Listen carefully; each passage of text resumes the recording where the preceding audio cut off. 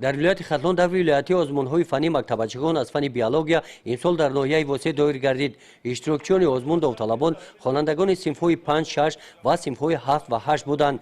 در قسمت رسمی چهاربینی قید گردید که آزمون امسال در سال می‌گذرد که از جانب پرزیدنت جمهوری تاجیکستان در پیام سالانه‌شان به خاطر بازم بهتر براه ماندن آموزش علم‌های طبیعت شناسی دقیق و ریاضی اینچنین برای توسعه تفکر تکنیکی نسل نوروز سال‌های 2020-2040 20 ساله آموزش و رشد فن‌های طبیعت شناسی دقیق و ریاضی در ساحه علم و معارف اعلام کرده شد. همه کوشش‌های ما به خاطر دریافت بهترین خوانندگانی که توانند ولایت خاتلان را در سطح جمهوری یعنی در دوره نهایی المپیاد نورسان معرفی نمایند.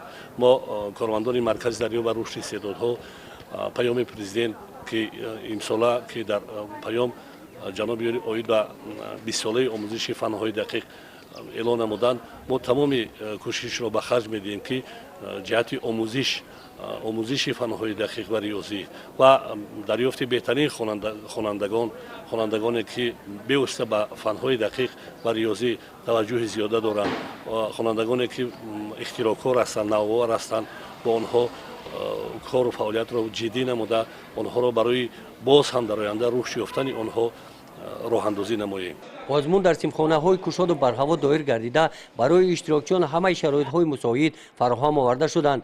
طبق اطلاع مسئولین مرکز دریافت و رشد استعدادها در ولایت خاتلان نظر به سال گذشته شماره اشتراکچیان آزمون امسال زیاد به قید گرفته شدند. اگر سال گذشته در المپیادهای ما در همه المپیادهای ما زیاده از 84000 خوانندگان اشتراک کرده باشند امسال با طبق حسابات عمری که ما از شهر نویا گرفتیم زیاده از 90000 نفر خواننده ما از دور اول تا امروز اشتراک دارند.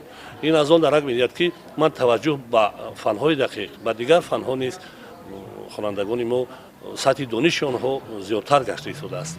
مثلا اگر سال گذشته از فن بیولوژیا خوانندگان ما در صنف‌های 11 اگر به نظر گیریم با 65-68 سال سزاوار جایزه افتخاری میگشتند امسال خوانندگان ما از 70 تا 80 فایز کارها را حل کرده یعنی درک اندازه می‌دهد که سطح دانش خواننده ما امروز نسبت به سال پیشین بهتر گشته شده است. کوشش‌های مسئولین به آن روانه گردیدند که در این آزمون بهترین خوانندگان دریافت گردیده ولایت خاتلان را در سطح جمهوری معرفی نمایند. گزارش خواجه نظریف خدای نظر ظهوروف از ولایت خاتلان برای برنامه اطلاعاتی نوید.